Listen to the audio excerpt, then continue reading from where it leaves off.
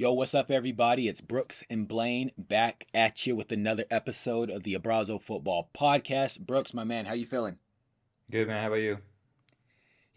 I'm feeling a little bit disheveled. I'm feeling a little bit sad. Watched Chelsea lose, at home today to Aston Villa 1-0. My spirits are low. How are you? Listen, and I'm not trying to be disrespectful, but no, I just don't think you. I think that, looking, being an Arsenal fan, I was not optimistic, for how Chelsea would look this season. In my experience, it's not a one and done thing. It lasts a couple, bless you. It lasts Thank a you. couple seasons, and it's looking like it might be more than a couple seasons after having seen Chelsea perform the first few games of the season. So It's going to from take a I while, felt it and you before, can't so buy your way out yeah. of it. Yeah. Don't maybe you don't get your hopes up each week. It's hard. Yeah, Definitely it's been time there. to get buckle in, and this is going to be a long, bumpy road. Yeah, All right. it is. All right, Brooks. Well, I wanted to talk about something that happened maybe a few weeks ago. We didn't cover it on the show, but apparently there's a problem in football with doping. You've surely heard the news a few weeks ago. Paul Pogba got Yeah.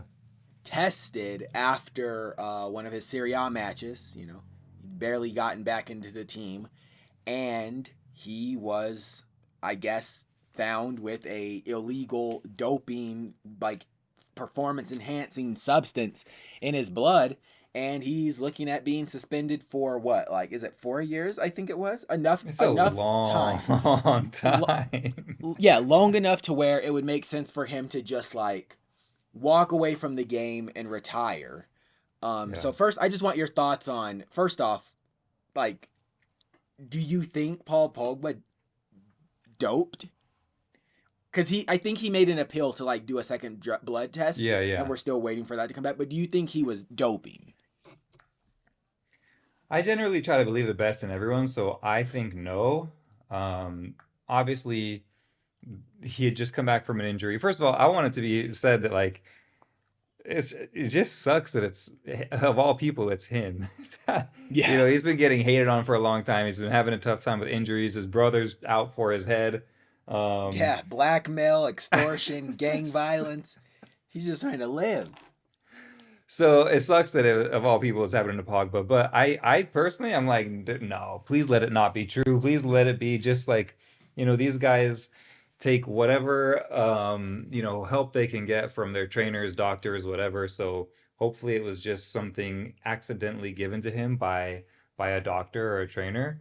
That's what I'm trying to like tell myself that it was. So no, I don't think that he knowingly went in there, you know.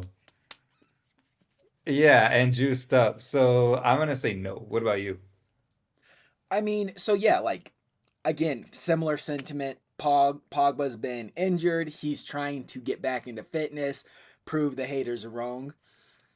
I could, I could say, I'll say this. I could definitely see a foundation where he would feel it necessary to take performance enhancing drugs, if not only just to get through the rehab that he's going through. Like, he's on a lot of money at Juventus. There's a lot of pressure. He's played less games than I can count on two hands, which is kind of sad. Well, actually, it's extremely sad. Let's be honest. That's Yeah. horrifying. So I could see him being in a situation where he's like, yo, like, if I just take like this steroid or like this whatever, like, I can play through the pain and like be an asset to the team, instead of being like, oh yeah, like, I want to be on the bench. I mean, so, like, I'm not saying that justifies it. I'm just saying, like, I could see a situation where he did that, and then it's easy as a player to be like, yo, like, I just take like whatever my trainer gives me, and it's like Yeah. easy for the trainer to take that hit for you and be like, oh yeah, like, he didn't know, I just put it in his juice. But like, ultimately, like if I was like the governing body, I would not buy that excuse. Like, oh, your Yep. doctor gave it to you? Like, okay, like, well, your doctor should have known. Or like, Yeah. I guess I guess I want to know, like, I feel like I also want to know more though. Like, what was it? Like, Yeah. was it like, is it something you can take like maybe on a Tuesday if you play a game on Saturday, and maybe he took it on Right. Wednesday and there was like a little bit left over, or like what was it? And like what was the purpose? Like, was it something like to like block pain so that he can play through pain, or was it something that's like going to give him like more energy or more strength? So Yeah. I feel like I know like lots of players have gotten caught up with these sorts of things, and it's like and in some sports in America it's just a part of the game, and now it is what it is. But I feel like it should be taken into consideration like what was Yeah. taken, and like what was the intent of what was taken. But I mean, and like I don't even think, if I remember correctly, he didn't even play in the game. I don't think he Yeah, I don't even, think he did either. or if he did, maybe he Um, played for like five. Like a he few definitely minutes. didn't start the game. Like he was if he, I think he's an unused sub. But that's like So I just feel like they're coming for him. That's like just like another thing where I'm like, why him? Like, why did of all people, why are you testing him? But also, yeah, I mean, to your point, well, first of all, I don't think, I mean, I think we've been around like elite type athletes or doctors to know that, I mean, none of these guys even cook for themselves. So either he had to, I mean, there's only two situations here that I can see. He had no idea what he was taking, and he was just, his nutritionist or his doctor or his rehab science, sports scientist, whatever, was like, here, another day, another juice, another day, another juice, another, and he just took it unknowingly, which I can believe that. If that is the case, I don't have an issue with that because this is just how athletes at the elite level are. They don't do really much of any of that for themselves. On the other hand, it's either that in my opinion, or it's he knowingly, in the dark, 2 p.m. Or 2 a.m. in the morning, goes down to the pantry, opens it up, takes it from the Ziploc bag, yeah, whatever it is. So I feel like it's not that. I feel like I hope that it is, he was given something that he shouldn't have been given.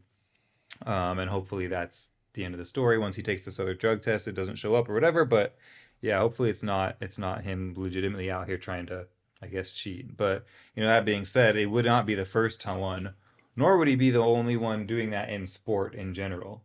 Um, oh you know, yeah, runners, oh cyclists, yeah, it's all, a thing, or football players, American football players, whatever. Like it's all kind of out there, questionable. So yeah, yeah. Well, let me ask you this then before we move on. If even let's say he didn't know, his doctor put it in his smoothie and he drank it, he knew nothing about it, or they told him it was one thing and they put a little bit of extra in because like Juventus, like it, like I mean, now this is conspiracy, tinfoil hat theories. Like Juventus was like, we don't want him to get hurt, so like we're having our physios, we're gonna have them administer this drug to him to like make his muscles grow faster and be stronger and everything, so yeah, he doesn't get hurt, because like it's time for him to start paying dividends. And then they were like, yo, like anti-dope league, like come do a drug test on us, and now we can get him out of this contract, because I think there's a dang, clause in the contract that says, if you're caught doping, and then like it becomes like a whole thing where it's like, who doped him?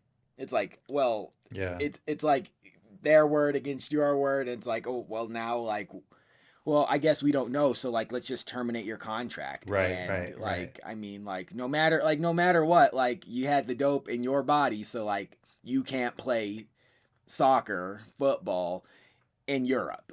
Point, like end of story. So like Dang. I'm you're gonna cut off the this up into team. a conspiracy and put your little piece that you put just now and put on. I'm gonna have the haters come for you after this one too. But I mean, Yo, that's the conspiracy. with all of this being said, I mean, you can go to what's it called in America where you go to buy like your protein shakes, like you can get the powders and stuff. Yeah, You GNC. GNC, you can go to GNC and get stuff that's going to show up on a drug test. I mean, you can buy over the counter things that are not necessarily, I don't know, good or bad or whatever, but not necessarily doping, but they will show up on drug tests. Like Yeah, there's I things that are mean, not yeah, safe for drug tests, yeah, but yeah, safe for you, the person. yeah. Oh yeah, yeah. Oh, I agree 100%. I mean, I didn't know that, but that doesn't seem too shocking to me that yeah, that could happen. And I mean, and honestly, I mean, I don't know necessarily. I mean, that could be the case, and maybe, I mean, maybe maybe you didn't know. I don't know. Like, not everyone knows everything they aren't supposed to do. They should, maybe, possibly. It could be debated, but maybe, Yeah. I mean, Maybe this is you kind of like don't the know. ethics thing we talked about a couple weeks ago. Like, I just don't think that they have the, it's just not really a part of their everyday knowledge book to be like, what can I and what can't I put in my, it's just too, it's just not what they need to be focusing on, you know? Yeah. Oh, yeah. So that's my opinion on it. I think that, I mean, I think that he was taking whatever they were giving him. Hopefully that was the situation, and that he wasn't out here legitimately trying to break some rules. So that's Good me. luck, Paul. Good luck, Paul. We're Yeah, pulling for you, man. We're pulling for you. definitely. Okay. Well, all right, Brooks. Well, there was one other topic that you had brought up, and I thought it was particularly I can't speak interesting. We were talking about your compatriot Lionel Messi. You know, your little brother, and I wasn't aware of this, but catch me up. So, won the World Cup in Qatar. They put the little suit on him. You know what I'm saying? Emmy had the trophy. All right, everyone's happy except France, right? Mbappe's pissed. I'm pissed. I'll admit it. I'm mad. I was mad. He goes back to PSG, you know, they tell him he can't bring the trophy. He can't show the trophy to the fans. He doesn't get like the equivalent of what do they call like a guard of honor or an honor guard Yeah, in yeah, the yeah. Premier League. Like they're essentially it's like when like if Man U wins the title and Messi's like we ain't doing nothing for you. That's your own club. You just won the World Cup. We ain't doing nothing. So what's going on in Paris or what happened and like what's the latest? Because I think there's an update on the situation, right? So give us the Yeah. breakdown, please. So yeah, you're right. I mean, everybody that won the World Cup for Argentina got their little whatever you call it celebrations or parties, or was able to show off the trophy in their stadium, and then was given some sort of medal or something. I think we all saw on Instagram like when Messi came back from all of the celebrations, it was at a training ground practice. He ran through like seven players and they hit him on the head, and then that was Yeah. it.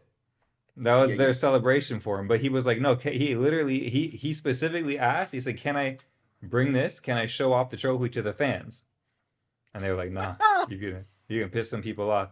But and so he recently had it wasn't he was just like coming out talking about this. He had an interview. In an interview, he was interviewed, he brought it up. He said, I was the only one of the world champions, of the World Cup winners, that was denied a celebration at my club.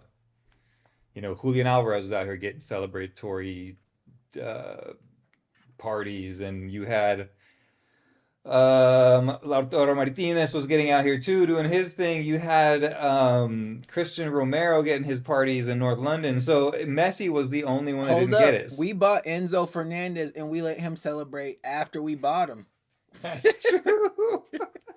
He got two.